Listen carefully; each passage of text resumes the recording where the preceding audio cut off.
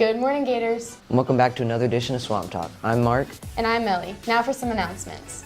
Reminder that the yearbooks are still on sale for $75 until the end of February. There's a limited order of yearbooks and they will sell out quick, so get yours today before the price goes up again. You can purchase them on Acorn, yearbookforever.com. This year's prom will take place on Saturday, May 4th. Ticket sales start April 1st for $75. You must be on track and have no more than 30 class period absences in order to attend. The theme this year is Glitz and Glam. On Tuesday, there's a junior parent night at the school from 6 to 7:30. Now for some sports announcements. On Monday, JV boys baseball has a game at Sun Lake at 6. And on Tuesday, there's a track meet at Sun Lake, boys tennis at 5A, and girls tennis versus 5A, all starting at 3. Lastly, varsity baseball has a game versus Weeki Wachee at 7.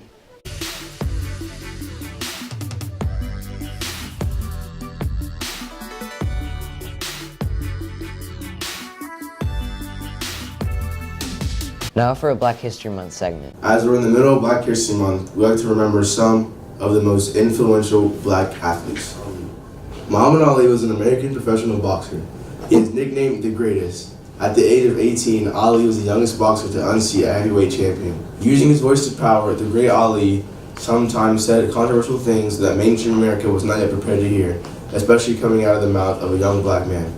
Ali transformed himself from being merely a boxing champ to a champion of his people, speaking out against injustice and racial inequality.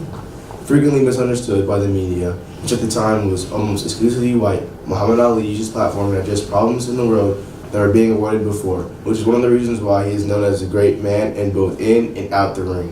Where Jesse Owens was an American track and field athlete and four-time Olympic gold medalist in the 1936 Games.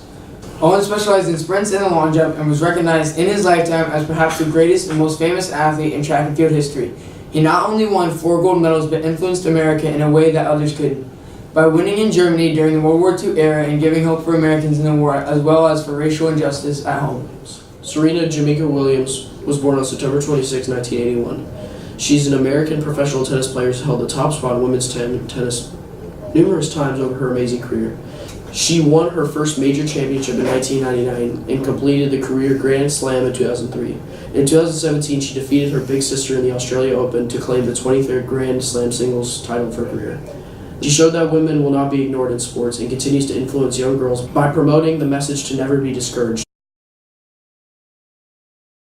Now to our Week in Review segment. Good afternoon, Gators. I'm Gabe. And I'm Hannah. Welcome back to the Week in Review, where we fill you in on a few events happening in our world. Early Wednesday morning, it was reported by the Australian government that the bramble K. mellimi, a species of rat, had officially gone extinct. This is a direct result of climate change, as the ever-rising sea level destroyed the mellimi's natural habitat. The bramble K. mellimi is the first mammal to go extinct from climate change, but it may not be the last. Last Friday, the Roman Catholic Diocese released a list of more than 100 priests who have been credibly accused of child sexual abuse. This list includes decades of allegations of priests who have taught at neighborhood schools. Unfortunately, 2/3 of those named are already deceased and cannot face charges. Although it had been almost 4 months since Hurricane Michael hit the Panhandle, many Floridians are still struggling to rebuild, in part because disaster relief aid was not included in the president's compromise spending plan. Despite this, Florida lawmakers are still fighting for the funds needed. That's all for this week, Gators. See you next time for another edition of the Week in Review. Now to a segment on the little Gators out of the barn.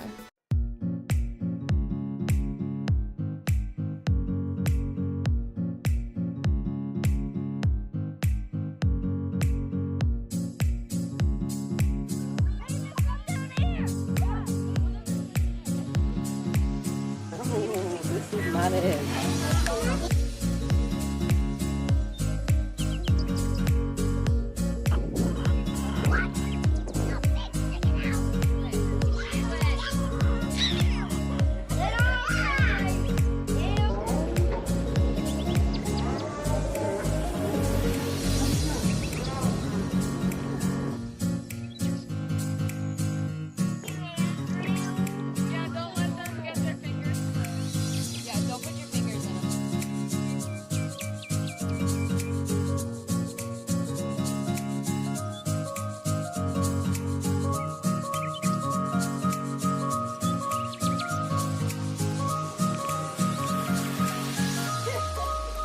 Don't touch it.